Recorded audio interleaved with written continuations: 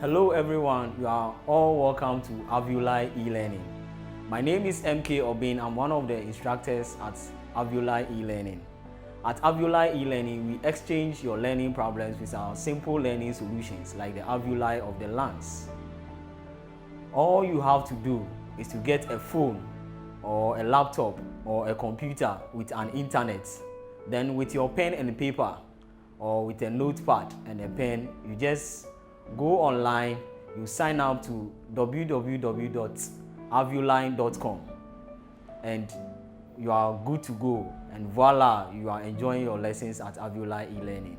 Today we are going to talk about acid-base imbalance.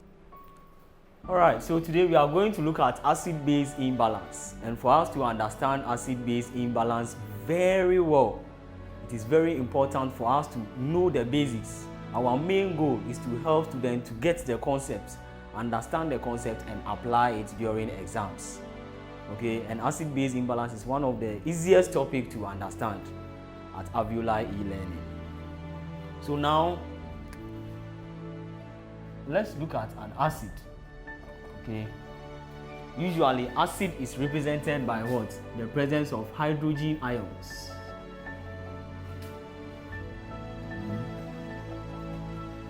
So we usually say an acid is what?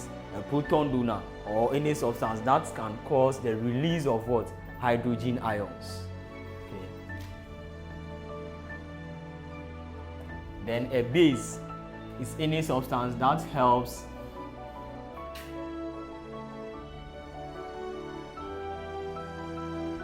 in the release of what? Hydronium ions. And acid-base imbalance is one of the easiest topics which we are able to show students to understand very well, especially at Alveoly E-learning. All you have to do is to follow the videos as it unfolds. For us to understand acid-base imbalance, we have to know what an acid is. An acid is any substance that yields or produces what? Excess hydrogen ions. Okay, and a base is a substance that yields excess hydroxide ions. So this is chemistry, but I'm not going to go into details in this. We are just going to mention the most important things that you need to know. Okay, all right, so now we know that if any substance releases more hydrogen ions, that substance can be classified as an acid. So for instance, we have HCl. So this is hydrochloric acid, because what? There is what? An H plus ions here that it can release. We have H2SO4, which is sulfuric acid. Why? Because there's an H plus here, or hydroxide or hydrogen ion, okay, that can be released. So it makes these two substances what? An acid. Okay. Then we are saying that a base is a substance that releases or produces more of what? Hydroxide ion. So example, if you have sodium hydroxide, you realize that you have this hydroxide ion that can be released, making this one a base. If you have potassium hydroxide, you have this hydroxide ion which can be released, which makes this one what? A base. We are not going to go into details in chemistry here. We just want to understand the bases so that we can apply them during our lessons. Okay. All right. A base is also known as what? An alkaline. Okay. Sorry. A base is also known as an alkaline. So if you don't see a base and you see alkaline, they are the same thing. Now we have something we call pH scale. pH scale. Okay, so let's look at what a pH scale is.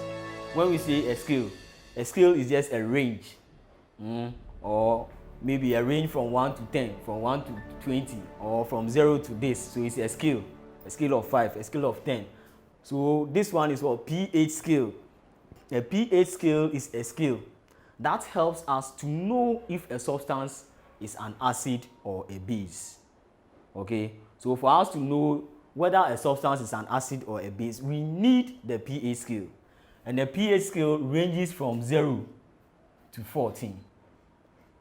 Okay, let me put it this way.